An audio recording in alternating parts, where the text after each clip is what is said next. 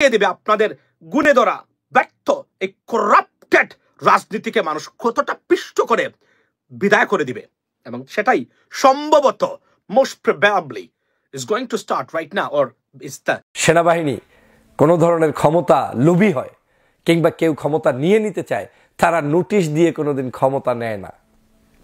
Notice দিয়ে ক্ষমতা নেওয়ার ইতিহাস কোনো জায়গায় নাই। কেউ যদি সৃষ্টি করে তাহলে সে রাতের বেলা এমনিই করবে, আপনার নোটিশ দেওয়ার দরকারটা কি? সেনাপ্রধান জেনারেল ওয়াকারুজ্জামান তার বক্তব্য আসলে কি বোঝা যাচ্ছে? তিনি যে বলেছেন স্বাধীনতা বিপন্ন হতে পারে, আপনারা যদি এনএসআই ডিজিএফআই এদেরকে আন্ডারমাইন করতে যান তাহলে পরিস্থিতি আরও ভয়াবহ হবে। তো সেনাপ্রধানের এই বক্তব্য কিসের ইঙ্গিত দিচ্ছে এবং সেনাপ্রধানের এই বক্তব্য রাজনৈতিক অঙ্গনেই বা কী প্রভাব ফেলতে পারে? দর্শক, এই বিষয়ে নিয়ে দুটি আলোচনা শুনবো। আলোচনা শুনলে বুঝতে পারবো সেনাপ্রধানের বক্তব্যের কারণে মোটামুটি রাজনৈতিক অঙ্গন গরম হয়ে গিয়েছে, অনেকের ঘুম হারাম হয়ে গিয়েছে। আসসালামু আলাইকুম সবাইকে। আজকের এই লাইভে আমন্ত্রণ। লেডিস এন্ড জেন্টলম্যান যারা অপেক্ষা করতেছিলেন, অসংখ্য ধন্যবাদ আপনাদের সবাইকে। Very important live, that's why I tried my best to come on time despite of having all of this stuff in my hands. আজকের সাবজেক্ট প্রথমেই বলি যে আমি ধন্যবাদ দিই প্রথমে উপদেষ্টা, আইসিটি উপদেষ্টা নাহিদকে, যিনি আজকে পদত্যাগ করে নতুন একটি দলের দায়িত্ব নেবেন বলে পদত্যাগ করেছেন। He created or made history. প্রথম একজন ব্যক্তি রাজনৈতিক অঙ্গনে যে মন্ত্রিত্ব পদ, আমি উপদেষ্টা মানে মন্ত্রী, এবং সীমাহীন পাওয়ারফুল পজিশন থেকে সাধারণ মানুষের কাতারে দাঁড়িয়েছে, রাজনৈতিক দল করবে। You like or dislike, it's a different story. But এমন স্যাক্রিফাইস, ত্যাগ রাজনীতি করার জন্য have you ever seen in Bangladesh, ladies and gentlemen? This is my question to you. Have you ever seen that? যে একজন উপদেষ্টা, একজন ব্যক্তি যিনি এতটা পাওয়ারফুল পজিশন থেকে রাজনীতি করার জন্য এই পদ ছেড়ে দিয়েছে 6 মাস পরে। আমি তাকে ধন্যবাদ দেই, কংগ্রাচুলেশনস নাহিদ ইসলাম, এবং you initiated something new. This is a serious initiative, এবং এই ধরনের ইনিশিয়েটিভ আমরা এর আগে কখনোই দেখি নাই বাংলাদেশের রাজনীতিতে। এবং বলে রাখি, নতুন বাংলাদেশ উপহার দিয়েছে তরুণরা, আমরা সবাই মিলে, আমরা যারা সোশ্যাল মিডিয়াতে অ্যাভারেজ আপনার age not more than 45 sorry 42, so নতুন প্রজন্ম আমরা সবাই মিলে আমরা নতুন এই যে নতুন ইতিহাস সৃষ্টি করেছে। এটা শুধু নতুন নতুন প্রজন্মের বাংলাদেশিরাই, জেন জি, তারাই পারে, সেটা দেখিয়েছে।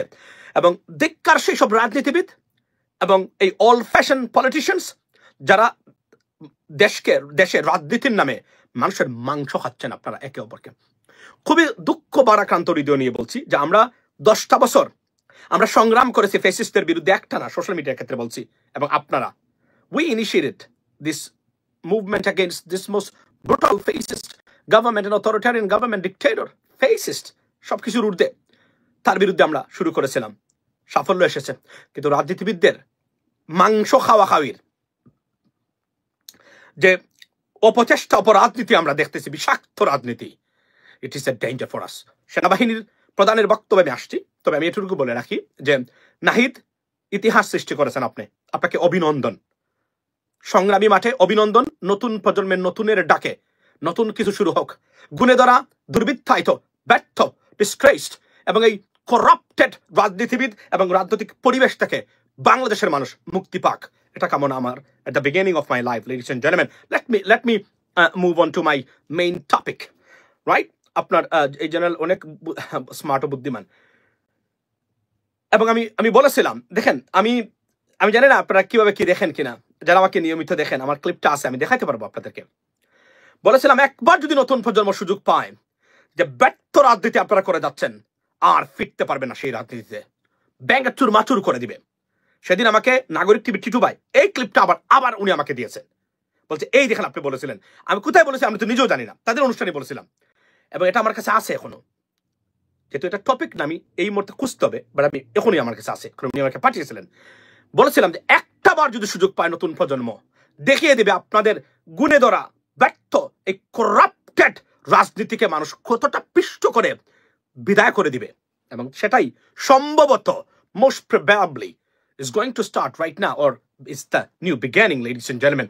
So এখন আসি সেনাপ্রধান আজকে বক্তব্য দিয়েছেন, তুলপাড় সৃষ্টি হয়েছে উনার বক্তব্যে। উনি কি বলেছেন? প্রথমে শানে নজুল বা ফেরাফেজ যদি করি এই বক্তব্যের ওভারভিউ অর সামারি, রাইট? মনে আছে আমি বলেছিলাম যে জামায়াত বিএনপির ঐক্য যদি তাকে বাংলাদেশের রাজনীতিতে দেশের পক্ষে রাজনৈতিক মতপার্থক্য থাকে, কিন্তু দেশের পক্ষে যদি একটা জায়গায় ফ্যাসিস্টের বিরুদ্ধে এবং ভারতীয়করণের বিরুদ্ধে তারা ঐক্য ধরে রাখতে পারে, আমেরিকার মতো দেশও যদি বাংলাদেশকে স্যাংশন দিয়ে দেয়, বাংলাদেশ দাঁড়িয়ে মন্ত্রকে আর যাই হোক মরে যাবে না, আপনার স্ট্রাগলিং করে হলেও বাংলাদেশ মুভ করতে পারবে। আমি একটা উদাহরণ দিলাম আপনাদেরকে, যদি এটা পসিবল না। তারপরে বললাম এতটা কনফিডেন্স আমার ওই আপনার কিসের উপরে, জামায়াত বিএনপি বা এদের ঐক্যের উপরে আমি বলছিলাম। আমি বারবার বলছিলাম যে ঐক্য বিনষ্টকারীরা বাংলাদেশের শত্রু, বাংলাদেশের মানুষের শত্রু। এরা জানছে না দ্যাট আমি এক্স্যাক্টলি সেম ওয়ার্ড বলেছিলাম, ladies and gentleman, you might have heard that, right? That বলেছিলাম, এইভাবে বলছিলাম, আমার শব্দটা ঠিক এভাবে, যে আমি বলছিলাম যে যদি তারা ঐক্যবদ্ধ থাকে বাংলাদেশকে কেউ কিছু করতে পারবে না, এবং এই ইউনিটিটা মাচ নিডেড, এবং তারা যদি এটা করতে পারে, আমি এই কথাটাই আমি বলেছিলাম আমি আপনাদের।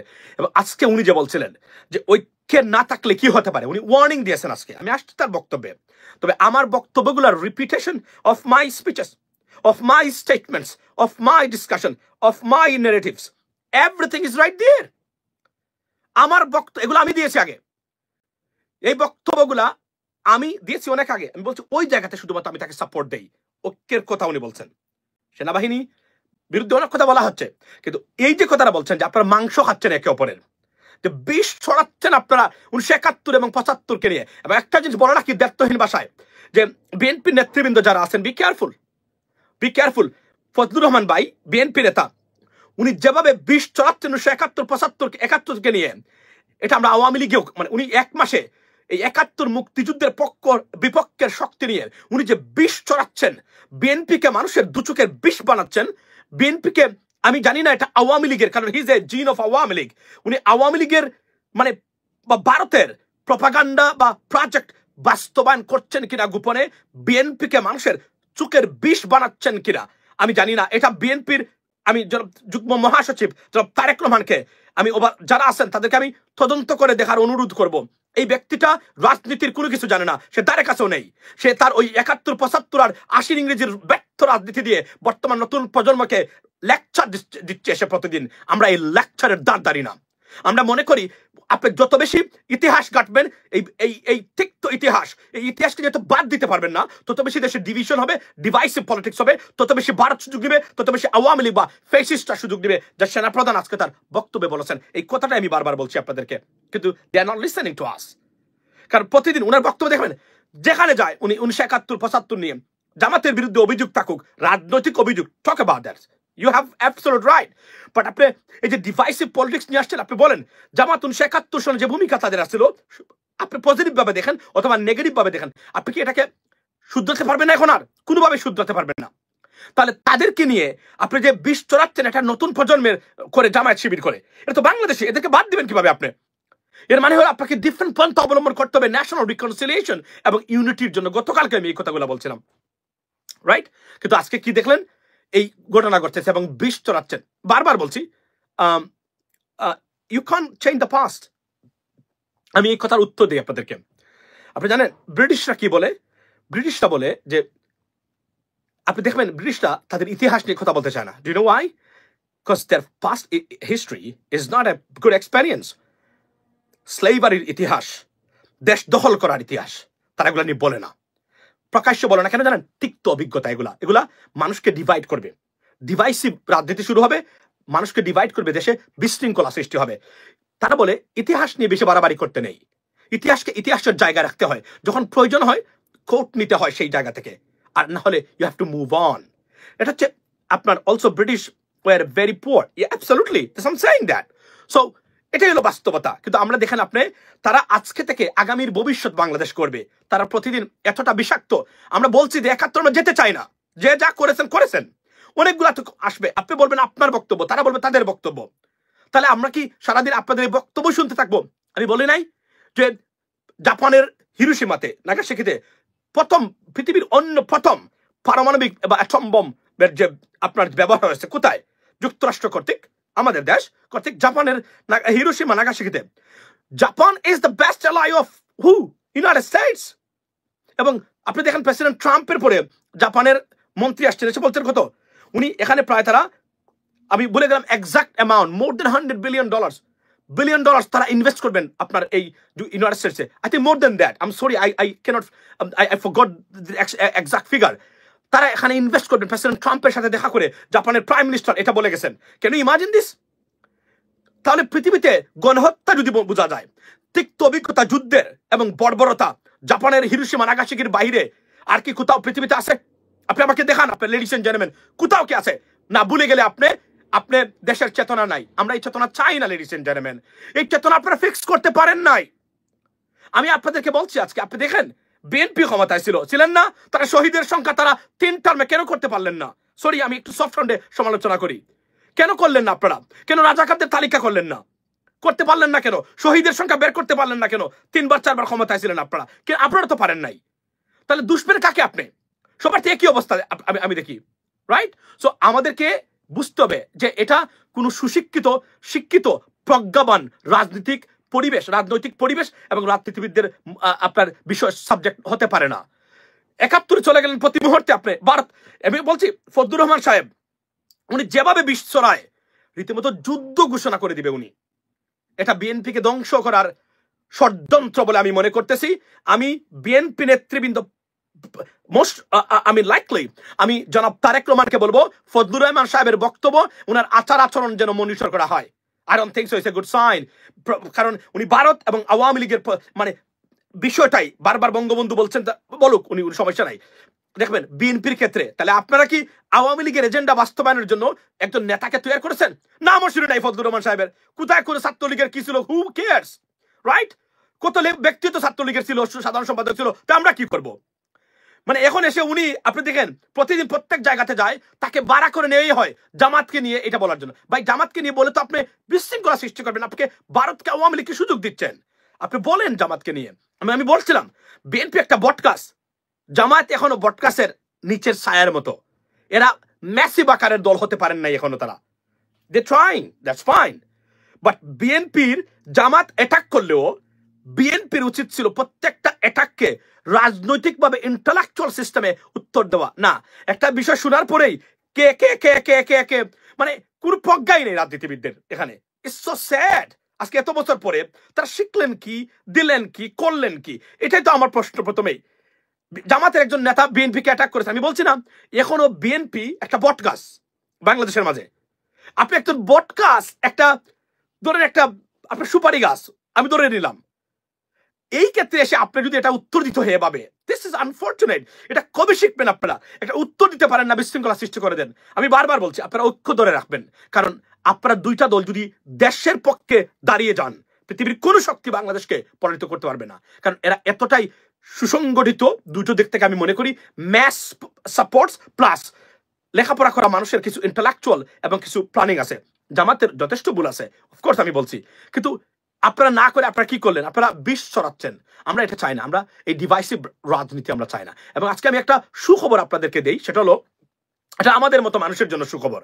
আমরা যারা কোনো দলের পিছনে দৌড়ে আমরা চাই না।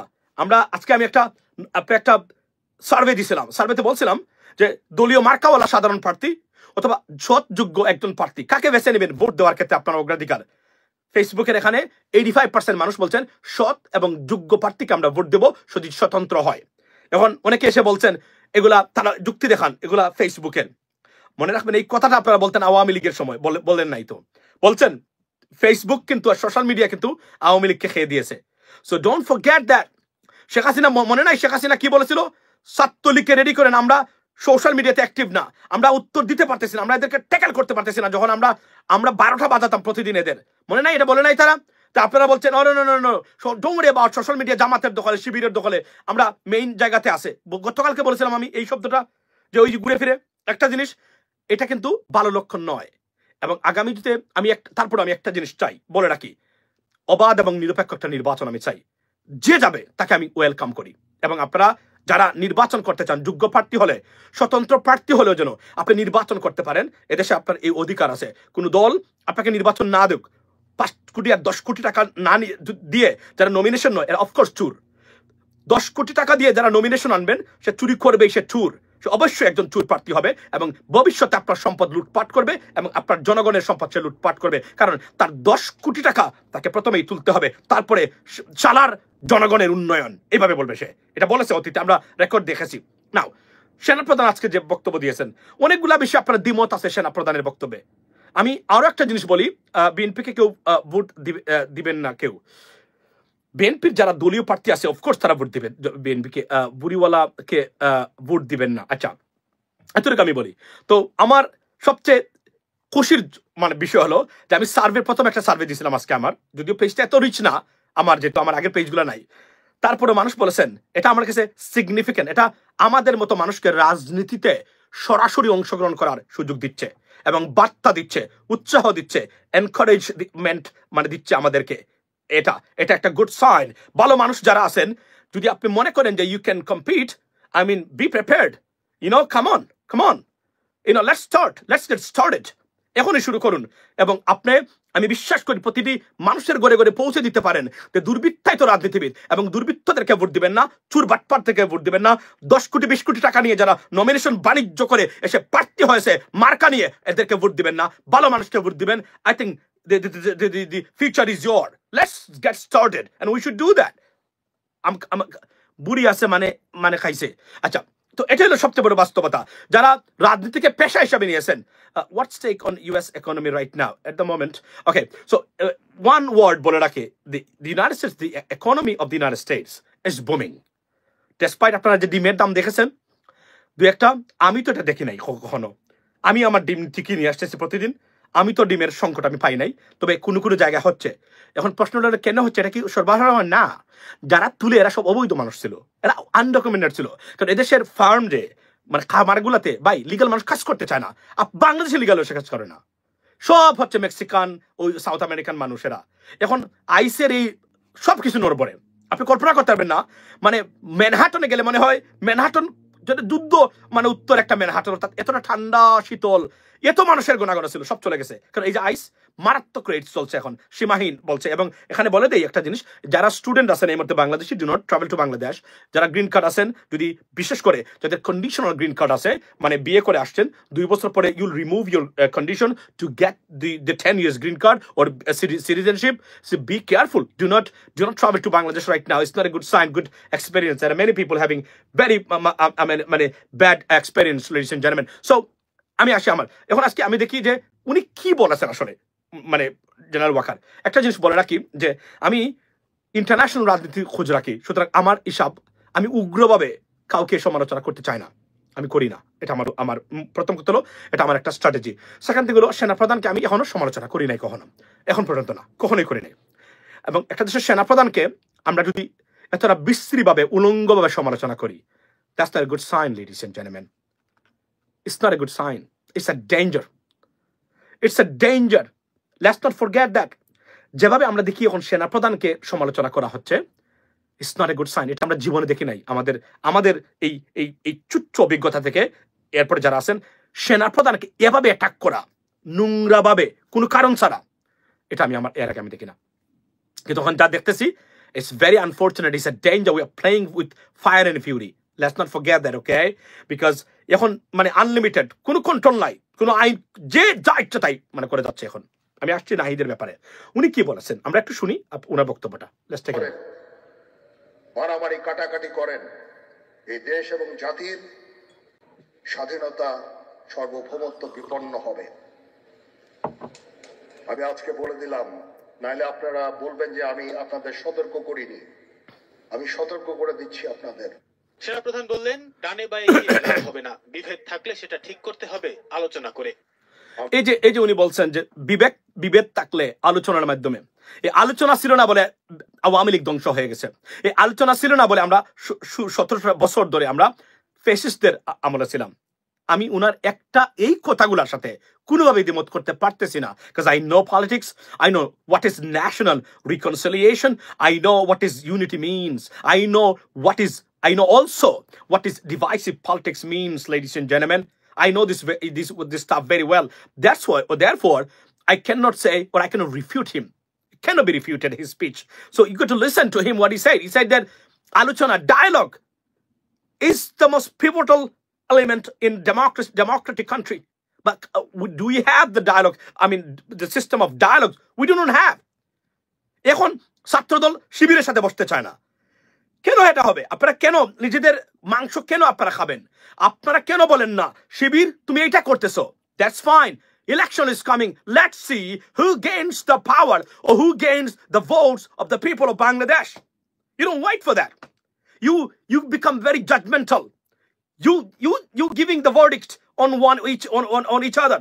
You cannot do that. That's not democracy. We need a healthy democracy. You got to sit for dialogue. Right? It's just unbelievable. You said you just initiated the same bullshit that we used to see during the time of Awami League. You cannot do that.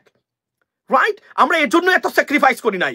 আপনারা আসবেন, আপনারা ক্ষমতায় যাবেন, যে যার ইচ্ছা মতো রাষ্ট্র পরিচালনা করবে, এটা হবে না এখন আর। এরপরে আপনি দেখেন অনেকেই নতুন ছাত্ররা তারা দল করতেছে। So what? Let them do it. Help them. This is the quality of leadership. Right? Uplift others. So as you can uplift your brothers and sisters too. But এখন আরেকটা দল আসছে, আপনি কল্পনা করেন, আমি বিএনপির নেতৃবৃন্দ অনেকের মুখ থেকে শুনতেছি, ও আরেকটা দল আসছে, আপনি এভাবে দল করতে পারবেন না। So what?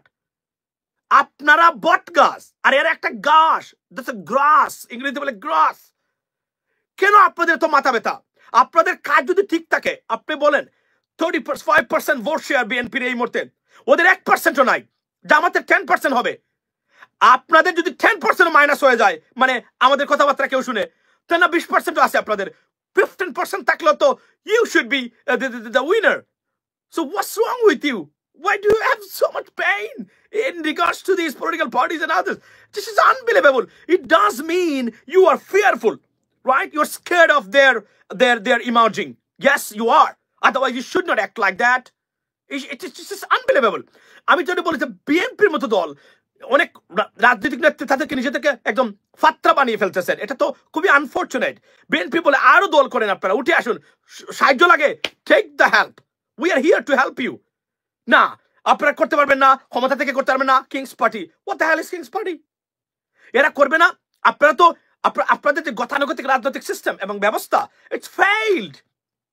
It's failed to bring the changes into the governing system and the changes that we are expecting or much needed into our system, ladies and gentlemen. You fail to, achieve it or bring it to the system. তো আমাদের তো নতুন এবং এই দেশটা স্বাধীন করেছে দ্বিতীয়বার জেনজি। নাও এখানে মিস্টেকটা জেনজির কোথায়, যে আপনারা কি নিয়ে যাচ্ছেন, ক্রেডিট নিয়ে যাচ্ছেন, যে একজন বলছেন কি, ও আমরা করেছি, বিএনপির কোনো হাত নেই।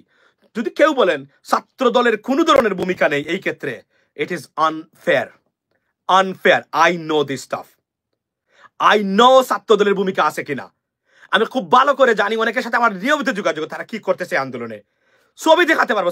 ছাত্র দলের অনেকে আমার কাছে বলছেন, ভাই আজকে আহত হয়েছি, এইভাবে আহত হয়েছি, গ্যারান্টি দিই আমার কাছে আছে।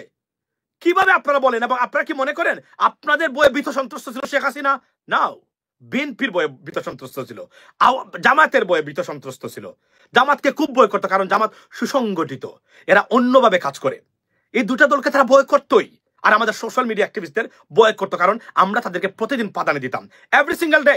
আমাদের জেনেটিক হয়ে গেছিল এটা। আওয়ামী লীগকে ধরতে হবে প্রতিদিন ঘুম থেকে উঠে, এটা আর কোনো বক্তব্য নাই। একজন আমাকে জিজ্ঞেস করেছিলেন, আওয়ামী লীগ ছাড়া কি আর কোনো টপিক নাই? এই 10 বছরে তো একদিনও দেখলাম না আওয়ামী লীগের বাইরে একটা পোস্ট দিয়েছেন। বললাম ইয়াস, এটা আমাদের রক্তের সাথে মিশে গেছে আওয়ামী লীগকে নিয়ে পোস্ট দেওয়া, মানে নেগেটিভ। পজিটিভ কবে দিছিলাম একটা, তাও দিছিলাম করোনার সময়, যে ছাত্রলীগ একজনকে কি করেছে, ওই আপনার একজন বলছিল আমাকে, ভাই ছাত্রলীগ কি কোনো ভালো কাজ করে নাই, সারাদিন কি খারাপ কাজই করে, এটা নিয়ে পোস্টেন যে কোনো ভালো কাজ করে নাই। আমি ভালো কাজ করলে দিব। পরে আপনার এই যে কি বলে এটাকে, ওই করোনার সময় দেখলাম ছাত্রলীগ মানে উপজেলা কমিটি, তারা নাকি কিছু নেতৃবৃন্দ, তারা আপনার এই একজন মৃত ব্যক্তিকে কেউ দাফন করতে চায় না, যেহেতু করোনা মারা গেছে, তাকে তারা দাফন করেছে। আমি পোস্ট দিলাম যে ধন্যবাদ ছাত্রলীগকে। মানুষ এসে কমেন্টস করে, ভাই এটা তো ঠিক আছে, কিন্তু আপনি খেয়াল করে দেখেন কাফনের কাপড় মানে লাশের সাথে দিছে না, কাফনের কাপড় নিয়ে গেছে ছাত্রলীগ। এই দেখেন, এটা বলেছিল আমার ক্লিয়ারলি মনে আছে। এখন আপনার বলছেন মানে নেগেটিভিটি বাড়লে কি হয়? সো আমার প্রশ্নটা হলো, সেনাপ্রধানের অনেক বক্তব্য আপনি বলতে পারবেন, কিন্তু এই কথাগুলো যিনি বলেছেন তা প্রচন্ড বিরক্ত থেকে বলেছেন, প্রচন্ড হতাশা থেকে বলেছেন যে আপনারা যা করতেছেন আওয়ামী লীগকে সুযোগ দিবেন, ভারতকে সুযোগ দিবেন, এবং এমন একটা সুযোগ আসবে আপনার এমন একটা সুযোগ দিবেন যে এটা থেকে হয়তো বা বাংলাদেশকে আর কোনোভাবেই উত্তরণ করতে পারবেন না আপনারা।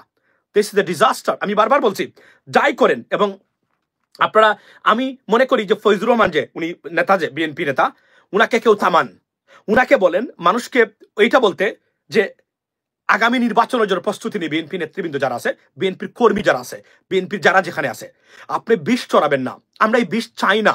এই বিষ চড়াইতে গিয়া, এটাকে পুঁজি করতে, ব্যবসা করতে গিয়ে, রাজনৈতিক ব্যবসা করতে গিয়ে আপনার বিপন্ন আওয়ামী লীগ, অস্তিত্বহীন আওয়ামী লীগ একটা ভ্যাকুয়াম তৈরি হয়েছে এই জায়গাতে। এটা করবেন না। এটা আপনি বিএনপিকে বিপদগ্রস্ত করতেছেন বলে আমার অ্যাসেসমেন্ট, এবং আমি আবার বলছি আমার assessment never went wrong and maybe not this time too. কারণ আমি দেখতেছি যে মানুষ পছন্দ করতেছে না। প্রত্যেকটা জায়গায় মানুষ কোনোভাবে তার এই বক্তব্যগুলোকে নিচ্ছে না। হ্যাঁ, বিএনপির যারা আছেন তারা মিটিং এ গেলে ইয়েস এই সেই নেতা বলেন, কিন্তু সাধারণ মানুষ এটাকে কোনোভাবে অ্যাকসেপ্ট করতেছে না। এটাকে মনে করে একটা অপপ্রচার, এবং মনে করে যে একটা ভ্রান্ত ধারণা নিয়ে করতেছেন। সুতরাং আমার বক্তব্য হলো এই জায়গাতে, লেডিস এন্ড জেন্টলম্যান, এখন যেটা দরকার সেটা হচ্ছে ন্যাশনাল ইউনিটি, রিকনসিলিয়েশন, এবং সবাই নির্বাচনের প্রস্তুতি নেন। ডক্টর ইউনূস সরকার নির্বাচন আজকাল দিতেই হবে, এবং তারা দিচ্ছেন। নির্বাচনে যাবেন, মানুষ যেন ভোট দিতে পারে, ভোট দিয়ে যেন মানুষের প্রতিনিধি নির্বাচন করতে পারে। এবং আমি আবারও বলে দিচ্ছি, যারা এখানে 500-600 মানুষ আছেন ভাই বন্ধুরা, এবং যারা দেখবেন বিভিন্ন পেজে এবং টিকটকে, যারা যখন এই বক্তব্যটা যাবে, একটা জিনিস আপনাদেরকে অনুরোধ করি, সেটা কি? সেটা হলো বলবেন মার্কা নয়, ব্যক্তি দেখে ভোট দেবো আমরা, সৎ যোগ্য প্রার্থীকে ভোট দেবো, এবং আপনার ভোটের অধিকারটা সমুন্নত রেখে নিরপেক্ষভাবে ভোট দেওয়ার চেষ্টা করবেন। আগামী নির্বাচন হবে, পরবর্তী 100 বছরে বাংলাদেশ কিভাবে হবে, সেই আপনার 100 বছরের মানে বাংলাদেশ চলার অন্যতম মাধ্যম আগামী নির্বাচন রেজাল্ট এবং নির্বাচনিক ব্যবস্থা। এটা যদি করতে ব্যর্থ হন, Bangladesh, thank you so much Parvez ভাই, আবারও বিপদগ্রস্ত হবে, এটা মনে রাখবেন। আমি, এবং আপনি দেখেছেন আমেরিকাতে সব তার বিরুদ্ধে, কিন্তু আমেরিকান পিপুল ভোট দিয়েছে প্রেসিডেন্ট ট্রাম্পকে, বলেছে আপনি যে কথাটা বলছেন এটা আমরা মনে করি আমাদের issue, so let's do it. Vote দিয়ে দিছে, উনি তো সব তছনছ করে দিচ্ছে। এখন আমেরিকানরা পছন্দ করতেছে অনেকগুলা কাজ তাদের নিজের উপরে আসছে, তারপর তারা মনে করে এটা রাইট। কারণ বিশেষ করে যে কিছু ইস্যুস আছে, এই ইস্যুসগুলো আমেরিকান মানুষকে প্রভাবিত করে, তাদের জীবনযাত্রায় মারাত্মক মানে প্রভাব নিয়ে আসছে, তো এগুলো পরিবর্তন চায় তারা। আপনি কল্পনা করেন নিউ ইয়র্কে কি হচ্ছে। নিউ ইয়র্কের মেয়র সবচেয়ে অজনপ্রিয়, কিন্তু উনি কি করছেন, ইমিগ্রান্ট শেল্টার যেগুলো রোজভেল্ট অ্যাভিনিউতে হোটেলে ছিল, এটা বন্ধ করে দিচ্ছেন। এখন নিউ ইয়র্কবাসী বলছেন thank you mayor, we like you. Why? Because this is their issue, they don't like that. তাদের টাকা পয়সা খরচ করে কোন জায়গা থেকে মানুষ আসলো, এদেরকে হোটেল ভাড়া দিয়ে 5 স্টার হোটেলে রেখে খাওয়াবেন, এগুলা বাইডেন অ্যাডমিনিস্ট্রেশন তারা ইগনোর করেছেন, যে কারণে আজকে তাদের এই পরিণতি হয়েছে, এবং প্রেসিডেন্ট ট্রাম্প এই ক্ষমতা আসছেন এখন। সুতরাং আমি মনে করি অপেক্ষা করুন, আমরা ভোটের রাজনীতি শুরু করি। আগামী নির্বাচনটা কিভাবে হবে এটা নির্ধারণ করবে বাংলাদেশ আগামী 100 বছর কিভাবে চলবে। এবং যারা বলছেন 1971 আপনার ভূমিকা ছিল খারাপ, আপনি ভালো ছিল, এটা নির্বাচনে মানুষের ভোট নির্ধারণ করবে আপনার এই ইস্যুটা জামাতকে আপনি পছন্দ করেন কিনা, বা বিএনপিতে তুলছে এই প্রশ্নটা, বিএনপির এই তোলাটাকে আপনি কিভাবে সমর্থন করেন, এটাই তো নির্ধারণ করবে আগামী ইলেকশন পর্যন্ত আপনারা অপেক্ষা করুন। বিষ ছড়াবেন না, দেশটাকে বিপদগ্রস্ত করবেন না। আপনারা রাজনীতিবিদরা যারা আছে 90% আপনার ইন্টেলেকচুয়াল না, আপনি প্রকৃত অর্থের রাজনীতির দ্বারা কাছেও নেই আপনারা। যদিও আপনারা 10-12 এমপি হয়েছেন, এটা উদাহরণ দিলাম শুধুমাত্র, মন্ত্রী হয়েছেন, কিন্তু রাজনীতি এবং আপনারা মানে ভিশনারি না, আপনারা ইন্টেলেকচুয়াল না, থটফুল না।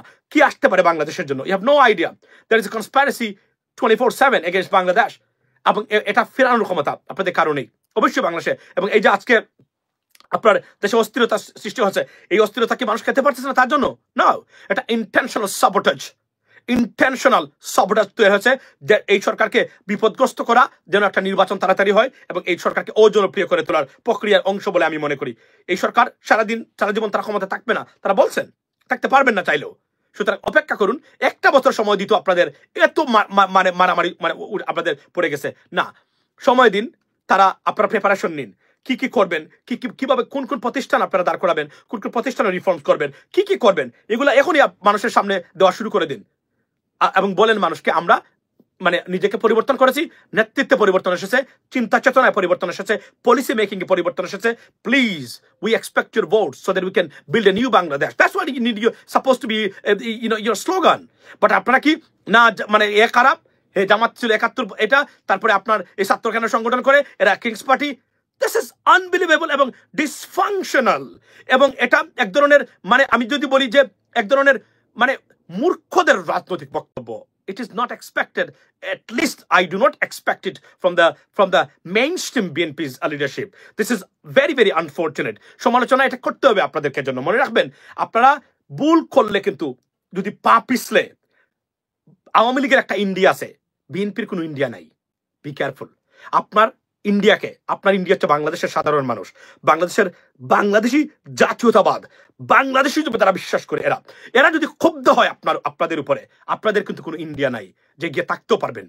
বি কেয়ারফুল কি করতেছেন এবং কিভাবে পতন হতে পারে। আওয়ামী লীগ থেকে আমরা দেখেছি পরম পরাক্রমশালী আওয়ামী লীগ, যাদের কথায় বাচ্চা মুবিষ্ট হয়ে যেত আমার গর্ব থেকে, এবং কথায় 8,000-10,000 কোটি টাকা বাংলাদেশ ব্যাংক থেকে নড়াচড়া করতো শেখ হাসিনা একটা টেলিফোন করে। সেই আওয়ামী লীগের দুর্দশা দেখে যদি শিক্ষা নিতে ব্যর্থ হন, সেকেন্ডবার এই সুযোগ মনে হয় না আর কেউ পাবে। That's the bottom line, ladies and gentleman. এটাই ছিল আমার বক্তব্য। Be careful. সবাইকে অনুরোধ করলাম, ইউনিটি বজায় রাখুন।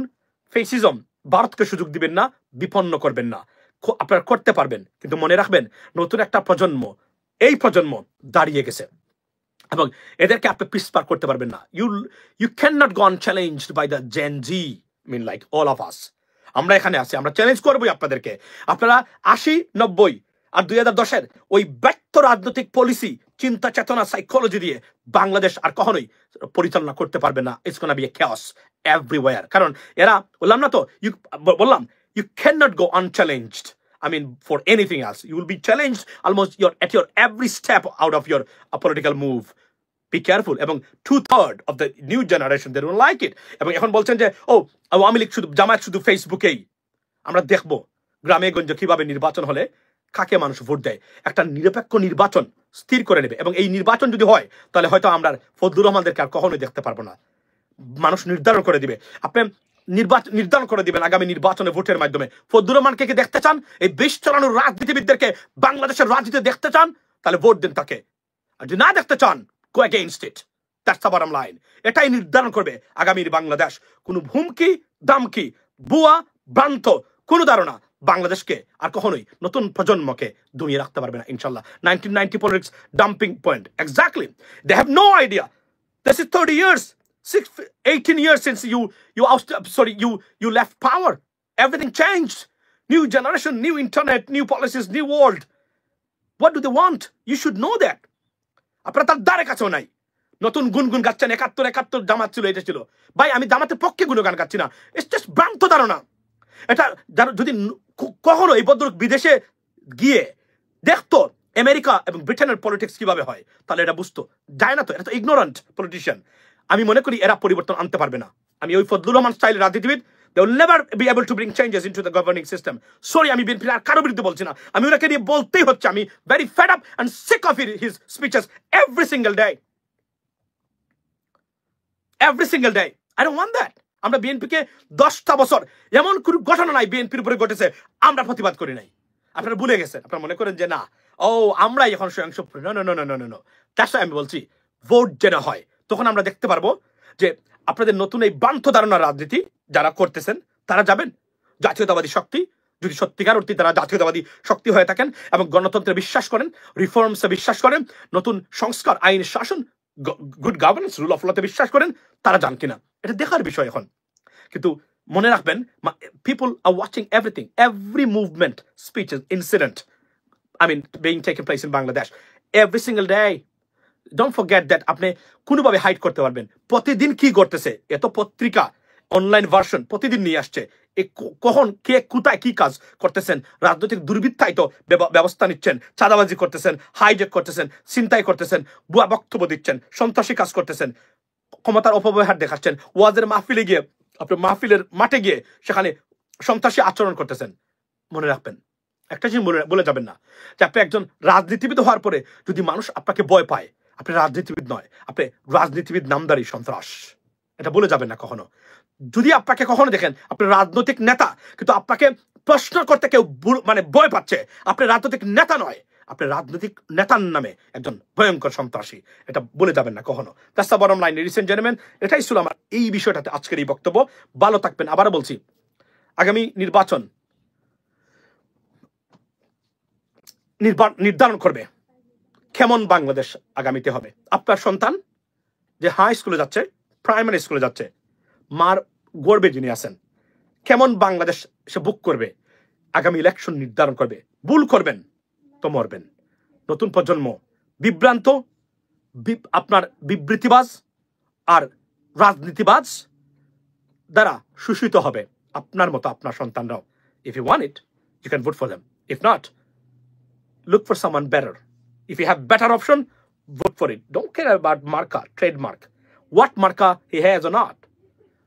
Good person, good individual, honest person is the ultimate qualification to cast or to get your votes. সেনাবাহিনী কোনো ধরনের ক্ষমতা লোভী হয় কিংবা কেউ ক্ষমতা নিয়ে নিতে চায়, তারা নোটিশ দিয়ে কোনোদিন ক্ষমতা নেয় না। নোটিশ দিয়ে ক্ষমতা নেওয়ার ইতিহাস কোনো জায়গায় নাই। কেউ যদি কুসৃষ্টি করে তাহলে সে রাতের বেলা এমনিই করবে, আপনার নোটিশ দেওয়ার দরকারটা কি?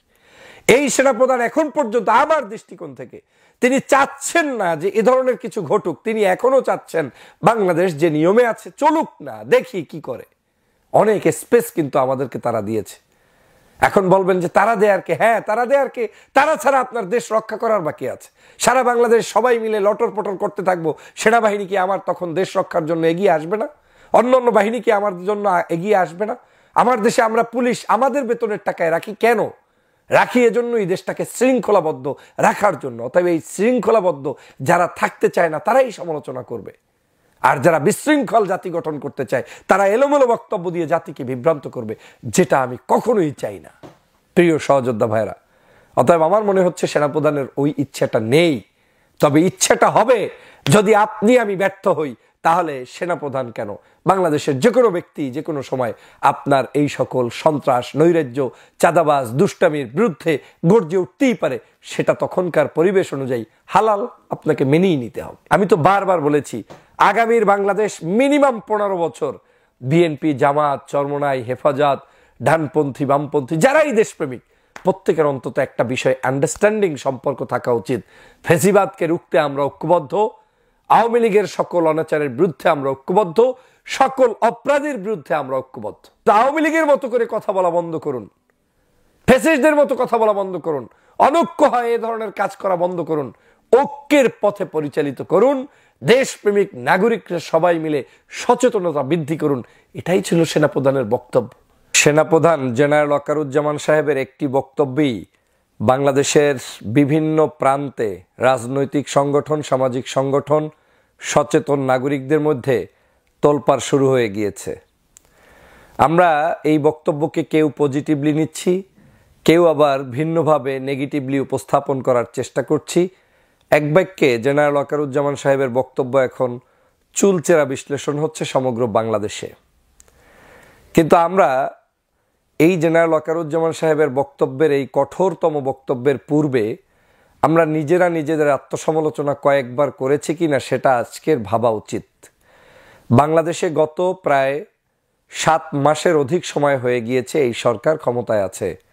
শেখ হাসিনার মতো একটি ফ্যাসিস্ট স্বৈর শাসককে বাংলাদেশের জনগণ ঐক্যবদ্ধভাবে তাড়িয়েছে, বিতাড়িত করেছে। এই শেখ হাসিনাকে বিতাড়িত করতে বাংলাদেশের সমগ্র মানুষ সম্পৃক্ত হয়েছিল। দল, মত, জাতি, ধর্ম, বর্ণ নির্বিশেষে সিপাহী জনতা, ছাত্র জনতা সবাই মিলে এই ফ্যাসিবাদকে পতন ঘটিয়েছে। কিন্তু পতন ঘটানোর পরে আমরা কি দেখলাম বাংলাদেশে? আমরা আমাদের মধ্যে পূর্বের অন্ততপক্ষে যতটুকু সুসম্পর্ক ছিল একে অপরের সাথে, সেই সম্পর্ক থেকে বের হয়ে যাচ্ছিলাম প্রতিনিয়ত। আমরা আমাদের সম্পর্কগুলোকে ধ্বংস করতেছিলাম। অনৈক্যের বীজ বপন করতে করতে এমন পরিস্থিতি তৈরি হলো যে আওয়ামী লীগ যে ভাষায় বিরোধী দলকে ঘায়েল করত, আওয়ামী লীগ যে ভাষায় একে অপরকে দমন করত, ঠিক একই স্টাইলে আমাদের কোনো কোনো রাজনীতিবিদরা বক্তব্য দিয়ে ঘায়েল করা শুরু করলো। যেমন আমি তীব্র ভাষায় আপনাদেরকে প্রতিবাদ জানিয়ে বলতে চাই, আমরা আওয়ামী লীগের সময় দেখতাম মাহফিল বন্ধ হতো, মাহফিলগুলোর মধ্যে গিয়ে কোনো একজন দুষ্কৃতিকারী আওয়ামী লীগের লোক একজন ওয়াইজিনের দাড়ি টেনে ধরতো, মাইক টেনে ধরতো, ওয়াজ করতে নিষেধ করতো, বলতো আপনি দলীয় কথা বলবেন না। তখন কিন্তু এই দেশের সবাই মিলে তার প্রতিবাদ করত। আমরা কিন্তু এই 5ই আগস্টের পরে কোনো কোনো ব্যক্তিকে এমনও দেখেছি সে বাংলাদেশের বড় রাজনৈতিক সংগঠনের নাম লাগিয়ে তারপরে এই মাহফিলগুলোতে আক্রমণ করেছে, ওয়াইজিনদের উপরে আক্রমণ করেছে। শুধু কি আমরা তাই দেখেছি, বাংলাদেশের বিভিন্ন প্রান্তে যেই শেখ হাসিনার পতিত হাসিনার যে শব্দচয়নের মাধ্যমে পদত্যাগ করতে বাধ্য হয়েছে, পতন হয়েছে, পালিয়ে গিয়েছে, সেই একই শব্দচয়ন করে এদেশের মানুষের উপরে বিভিন্নভাবে আবার নতুন করে যুদ্ধাপরাধী তকমা, রাজনৈতিকভাবে তাদেরকে ঘায়েল করার জন্য বিভিন্ন নামে ডাকা শুরু করলো। তাদেরকে বলল আবার বিচার করা হবে আগামীর যদি সংসদ নতুন করে আসে। আবার একদল আর এক দলকে চোর, ডাকাত, বিভিন্ন ধরনের উপমা দিতে দিতে পরিস্থিতিটা এমন দাঁড়ালো যে এখন আর কারোর সাথে কোনো সম্পর্কই নেই। তো বাংলাদেশ 5ই আগস্টের পরে এইরকম অসৌজন্যমূলক একটি পরিস্থিতি তৈরি হবে, সেটা আমাদের মতো যারা রাজনৈতিক সচেতন নেতাকর্মী রয়েছি আমরা কখনোই কামনা করি নাই। আমরা চেয়েছিলাম একটি সুন্দর বাংলাদেশ গঠন করতে, যেখানে সবাই মিলে ঐক্যবদ্ধভাবে এই দেশটাকে গঠন করব। আমরা দেখলাম এই বাংলাদেশে গত 8 মাসে কিছু কিছু ব্যক্তি এমনভাবে দলের নাম ব্যবহার করে রাজনৈতিক প্রভাবকে বিস্তার ঘটাতে গিয়ে তারা সমাজের কোনো জায়গা বাকি রাখে নাই যেখানে তাকে চাঁদা না উঠাতে হবে, কিংবা টেন্ডারবাজি না করতে হবে, কিংবা ওখানে ইনভলভ না হতে হবে। সর্বশেষ যে করুণ দৃশ্যটা গত 2 দিন আগেও দেখলাম, তরমুজের দোকানদারের তরমুজের উপরে আক্রমণ, বাজারে আপনার হলুদ কাপড় পেঁচিয়ে, গামছা পেঁচিয়ে মিছিল করতে গিয়ে যুবদলের এক নেতার আস্ফালন এবং সেখানে মানুষের উপরে অত্যাচার শুরু করে দেয়া। যদিও তাকে বহিষ্কার করা হয়েছে এবং এ ধরনের সকল অপরাধের সাথে সংশ্লিষ্ট প্রত্যেককেই বিএনপি বহিষ্কার করেছে, আমি তাদেরকে ধন্যবাদ জানাই। কিন্তু এই যে অপকর্মগুলোর শুরু হওয়া এবং বাংলাদেশে আমাদের মধ্যে অনৈক্য বিস্তার হওয়া, আজকের এই সেনাপ্রধানের বক্তব্যটা সেই জায়গাটা কি মিন করে। সেনাপ্রধান এটাই বুঝাতে চেয়েছেন যে বাংলাদেশের এই পরিস্থিতি যদি হতে থাকে, চলতে থাকে, তাহলে আমার এই সোনার বাংলাদেশ কোন পথে যাবে, কিভাবে যাবে। আপনারা যদি এটাকে ব্যর্থ হন তাহলে এই বাংলাদেশটা, আমাদের এই স্বাধীনতার সার্বভৌমত্ব হুমকির মুখে পড়বে। আর হুমকির মুখে পড়লে আপনাদেরকে সতর্ক করে দিচ্ছি, আপনারা পরে বলতে পারবেন না আমি কেন সতর্ক করলাম না। তার মানে এখানে অনেক বড় একটি ইঙ্গিত বহন করে। আমরা যারা মনে মনে কলা খাই, মনে মনে স্বপ্নে স্বপ্নে বিভিন্ন সময় ক্ষমতায় চলে যাই, রাজনৈতিক জায়গাগুলোতে নিজেদেরকে অনেক বড় শক্তিশালী মনে করি, আমরা কখনো কি ভেবে দেখেছি যে আপনি আপনার দুর্বলতার পথ খোলা রেখে আপনি অন্যের মাধ্যমে সাহায্য কামনা কেন করেন? বাংলাদেশে আপনার আপন কেন হতে যাবে সবাই? আপনি কেন ভাবছেন যে আপনাকে আমাকে কেউ না কেউ চেপে ধরে ক্ষমতায় বসিয়ে দিয়ে যাবে কিংবা আমাকে সাহায্য করবে? পৃথিবীর রাজনৈতিক ইতিহাসে এমন কিছু নাই যে এনিমি ছাড়া আপনার কোনোদিন আপনি উঠতে পারবেন না। আপনার আশেপাশে সব এনিমি থাকবে, শত্রু ভরপুর থাকবে, আপনার দোষ ত্রুটি ধরার জন্যই বসা থাকবে। ধরে নিন 5 তারিখ আপনার দৃষ্টিকোণ থেকে, অনেকের দৃষ্টিকোণ থেকে, যে বাংলাদেশ সেনাবাহিনী বাধ্য হয়ে আমাদের পাশে দাঁড়িয়েছে। হ্যাঁ, বাধ্য না হলে সে দাঁড়াবে কেন? 5 তারিখের আগ পর্যন্ত আমি এমন কোনো পরিবেশ তৈরি করতে পারি নাই যেই পরিবেশের কারণে আমাকে সেনাবাহিনী থেকে শুরু করে কোনো বাহিনী আমাকে সাহায্য করবে। কারণ তার কাছে তখন রিস্ক ছিল, তার চাকরি, তার দেশ, তার যে কমিটমেন্ট সরকারের সাথে, দেশের সাথে, সেটা। যখন পরিস্থিতি এমন অবস্থায় হয়েছে, যখন তারা বুঝতে পেরেছে যে না, এইবার জনগণের সাথে থাকলে সত্যিই জনগণের বিজয় অর্জিত হবে, তখনই তারা কিন্তু আমাদের সাথে এসে দাঁড়িয়েছে। এটাই নিয়ম। ইতিহাসকে তো আর অস্বীকার করতে পারবেন না। সবগুলো জায়গার আপনার পূর্বের ইতিহাস দেখেন, একই নিয়মে সব প্যাটার্ন চেঞ্জ হয়েছে। আগবাড়িয়ে কোনো সরকারি কর্মকর্তা, অফিসাররা অতিরঞ্জিত কখনোই আসে না। হ্যাঁ, যদি কেউ এসে থাকতো, শেখ হাসিনার আমলে অনেকে এরকম করেছে। যখন শেখ হাসিনা বিরোধী দলে ছিল, রাস্তায় নেমেছে, তখন কিন্তু তাদের বিরুদ্ধে পর্যন্ত বাংলাদেশের একটি গোষ্ঠী আলোচনাও করেছে যে সরকারি চাকরি করে তারা কেন নামলো। আমি আজকের এই কথা থেকে এটা বুঝাতে চাই যে আমরা যখন পরিস্থিতি তৈরি করতে পেরেছি, তখনই কিন্তু তারা আমাদের পাশে দাঁড়িয়েছে। আজকের এই সেনাবাহিনী আপনার আমার বাধ্য হয়ে হোক, যেভাবেই হোক, সে আপনাকে সাহায্য করেছে। সেনাপ্রধান শেখ হাসিনার আত্মীয়, এটা স্পষ্ট, এটার মধ্যে তো অসৌন্দর্যের কিছু নাই। বাংলাদেশে সবাই সবার আত্মীয়। এখানে আমার আত্মীয় আপনি, আপনার আত্মীয় আমি, আমার আত্মীয় আওয়ামী লীগ আছে, জামাত আছে, চরমনাই আছে, আপনার আত্মীয় তাই আছে। আত্মীয়তার বলে সেনাপ্রধান আমাকে সাহায্য করে নাই। আমি বিশ্বাস করি দেশের স্বার্থে, মানুষের স্বার্থে তিনি সাহায্য করেছেন। আত্মীয়তার জায়গাটাকেও ভুলে গিয়ে তিনি চিন্তা করেছেন রাষ্ট্রের কল্যাণে। কিন্তু তিনি যখন দেখছেন যে রাষ্ট্রের কল্যাণে যাদেরকে সাহায্য করছি তারা আবার একে অপরে কামড়াকামড়িতে ব্যস্ত, তো তিনি কি সেটা বলবেন না? তিনি কি আপনাকে সতর্ক করবেন না যে এরকম তো চলতে পারে না একটা রাষ্ট্র? আপনি এখন অপরাধ সংগঠিত হওয়া এই জায়গাটায় অপরাধ যদি বন্ধ করতে না পারেন, আপনি তো দোষ চাপিয়ে দিয়ে লাভ নেই, বরং সেনাপ্রধানের এই বক্তব্যটাকে পজিটিভলি নেওয়ার শত শত রাস্তা আছে। প্রথম বক্তব্য হচ্ছে সেনাপ্রধান কিন্তু স্পষ্ট করে বলেছে, আমি ক্ষমতা ধরে রাখতে চাই না, আমরা ক্ষমতায় যেতে চাই না, আমরা শুধুমাত্র রাষ্ট্রের কল্যাণে, জনগণের কল্যাণে আমরা রাষ্ট্রের নিরাপত্তা দিতে চাই ততক্ষণ পর্যন্ত যতক্ষণ পর্যন্ত একটি নির্বাচিত সরকার আসে। মেসেজ তো ক্লিয়ার। এখন নির্বাচিত সরকার আসা পর্যন্ত আপনি ধৈর্য ধরবেন না? নির্বাচিত সরকার আসার আগেই আপনাকে সবকিছু খেয়ে দিয়ে একেবারে হৃষ্টপুষ্ট হয়ে যেতে হবে? নির্বাচিত সরকার আসার আগেই আমাদের ভিতরে অনৈক্য তৈরি করে এমন মাত্রা তৈরি করতে হবে যে আমরা এখন শত্রুতে রূপান্তরিত হয়ে গেলাম? বিএনপি জামাতের বিরুদ্ধে, জামাত বিএনপির বিরুদ্ধে, অন্য দলের বিরুদ্ধে, কি হচ্ছে এগুলা? তো এই যদি হয় আমার চরিত্র, আপনার চরিত্র, তাহলে সেই দেশে তো সেনাপ্রধান এ ধরনের কঠোর বক্তব্য রাখবেই। সেনাপ্রধান যে কঠোর বক্তব্য রেখেছেন, এই কঠোর বক্তব্যের মধ্য থেকে বাংলার মানুষের একটি দিক নিদর্শন রয়েছে। আপনি ঠিক হন, ঠিক না হলে তো এরকম জঙ্গলপনা বাংলাদেশে আমিও করতে দিব না। আমি কি চাবো নাকি যে এটা একটা সন্ত্রাসের অভয়ারণ্য তৈরি হোক? আমি কি চাবো নাকি বাংলাদেশের প্রত্যেকটি প্রান্তে প্রান্তে মানুষের জীবন ঝুঁকির মধ্যে থাকুক? আমি কি চাবো নাকি যে বাংলাদেশের মানুষের তাদের খাদ্য, বস্ত্র, বাসস্থানের জায়গাগুলো অনিশ্চিত জায়গায় পড়ুক? কোনোদিন চাবো না। তাতে আমার দল কিংবা আমার আদর্শ বিদ্বেষীও যদি কেউ এই দেশটাকে শান্ত রাখে, সেখানেই জনগণ তখন সমর্থন জানাবে। কারণ আপনি যা চান না সেই মানুষটাও যদি আপনার কল্যাণ করে, আর আপনি যা চান সেই মানুষটা যদি আপনাকে কল্যাণ কিছু না দিতে পারে, তো মানুষ তো তখন ওই অকল্যাণের মানুষটাকেও বেছে নিতে বাধ্য হবে। এখানে অনেক কিছু আপনার জন্য টার্মস রয়েছে। মনে রাখবেন, আপনি যদি বারবার মনে করার চেষ্টা করেন যে তাদের ভিন্ন কোনো পলিসি আছে, হ্যাঁ, ভিন্ন পলিসি সবারই আছে। এদেশে কোনো মানুষ কোনো পলিসি ছাড়া আসে না। এদেশে কোনো মানুষ কোনো আদর্শের, নিজের একটা আদর্শ বিশ্বাস করা ছাড়া থাকে না। এদেশের প্রত্যেকটা মানুষই কোনো না কোনো দলের প্রতি সমর্থন পুষ্ট, কোনো না কোনো রাষ্ট্রের প্রতি সমর্থন পুষ্ট, কোনো না কোনো কাজের প্রতি সমর্থন পুষ্ট। অতএব এটা দোষের কিছু না।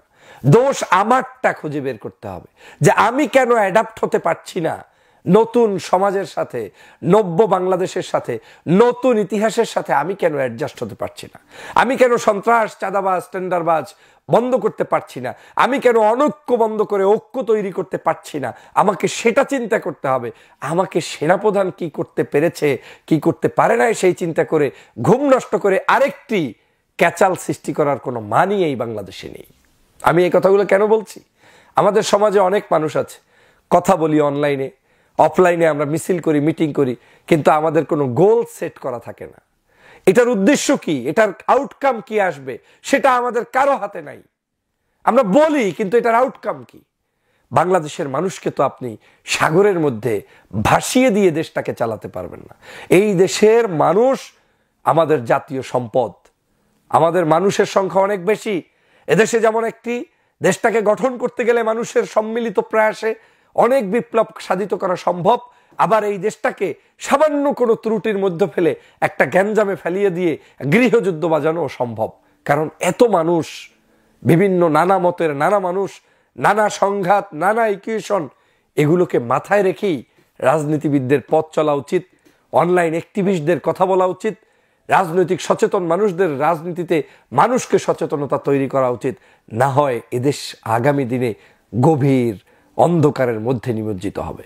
প্রিয় বন্ধুরা আমার, আমি সেনাপ্রধানের এই বক্তব্যকে খুবই পজিটিভলি দেখি। তিনি কঠোর ভাষায় বলেছেন।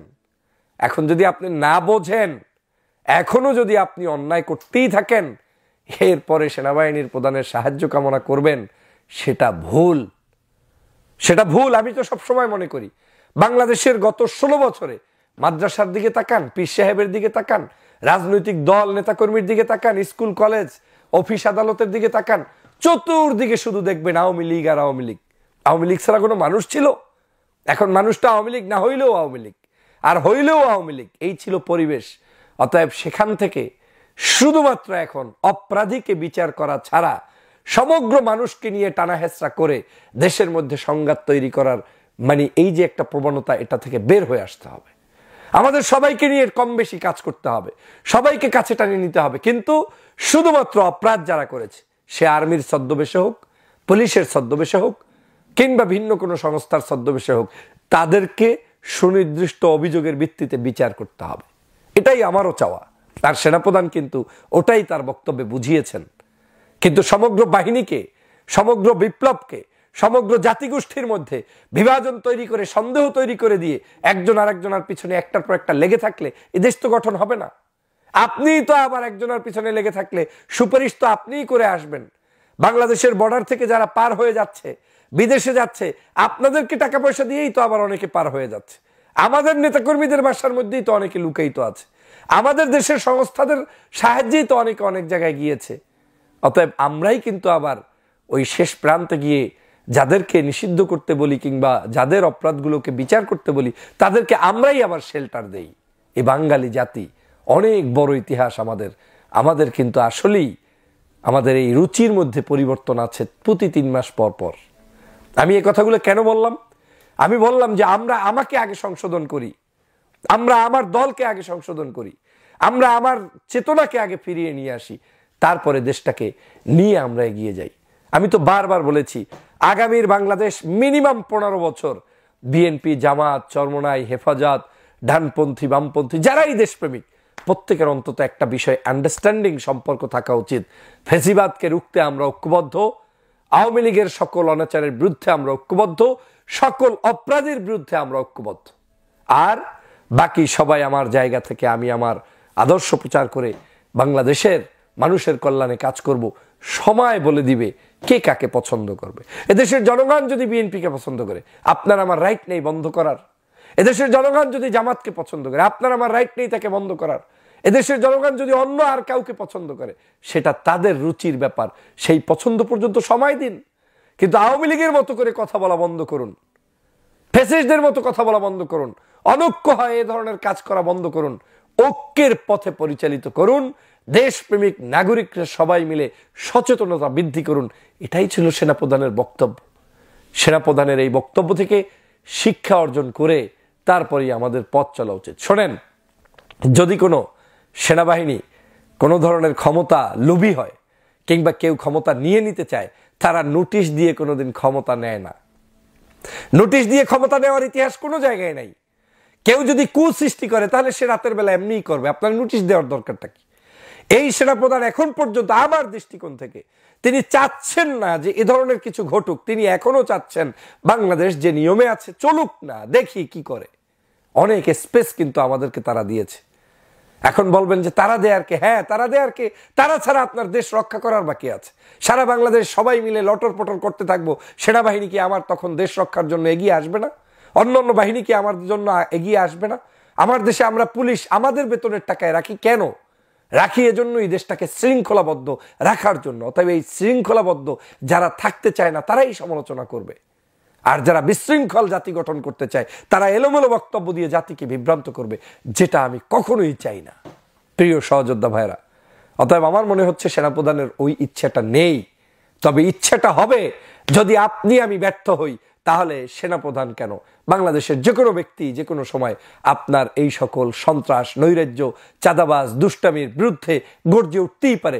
সেটা তখনকার পরিবেশ অনুযায়ী হালাল, আপনাকে মেনেই নিতে হবে। অতএব আসুন সেনাপ্রধানের বক্তব্যকে পজিটিভলি জাতির কাছে উপস্থাপন করে দেশ ও জাতির কল্যাণে আমরা এগিয়ে যাই। আগামীর বাংলাদেশ গঠন করার জন্য প্রত্যেকে যার যার দলের মধ্যে সংস্কার সাধিত করি, দেশের মানুষকে ঐক্যবদ্ধভাবে আমরা এগিয়ে নিয়ে যাই, সাহায্য করি এবং সকল প্রকার নৈরাজ্যের বিরুদ্ধে আমরা আওয়াজ তুলি। আমরা ক্ষমতায় যাওয়ার জন্য যত বেশি আওয়াজ তুলি, আমরা কি ততটা আমার দলের ভিতরে লুকিয়ে থাকা ডেভিলদের বিরুদ্ধে আওয়াজ তুলতে পেরেছি? পারি নাই। এটাই ব্যর্থতা। আমার সবার আগে উচিত আমাদের ডেভিলদের বিরুদ্ধে ঐক্যবদ্ধভাবে প্রচেষ্টা অব্যাহত রাখা। সবাইকে ধন্যবাদ। আলোচনা শুনেছেন, শুনে বুঝতে পেরেছেন সেনাপ্রধানের বক্তব্য। আমি বলবো একটা আক্ষেপ আশা করে না এমন বক্তব্য সেনাপ্রধানের কাছ থেকে বক্তব্য দিয়ে দিয়েছেন। যাই হোক দর্শক, সেনাপ্রধানের বক্তব্যকে আসলে বোঝা যাচ্ছে হয়ে যায় স্পষ্ট যে সেনা শাসনের একটা ইঙ্গিত আছে। পাশাপাশি বিডিআর হত্যাকাণ্ডের যে তদন্ত সেটা নিয়ে যদি সরকার বা অন্তর্বর্তী সরকার বেশি বাড়াবাড়ি করে তাহলে এটা বন্ধ করে দেওয়া হবে এবং সামরিক শাসনও জারি হওয়ার আশঙ্কা থাকতে পারে তার বক্তব্যের মাধ্যমে। তিনি যেভাবে ডক্টর ইউনূসকে সম্বোধন করেছেন ডক্টর ইউনূস হিসাবে, এটা নিয়ে কিন্তু সামাজিক যোগাযোগ তুলপার, তিনি হয়তো ডক্টর ইউনূসের আনুগত্য এখনো পর্যন্ত করে নেই।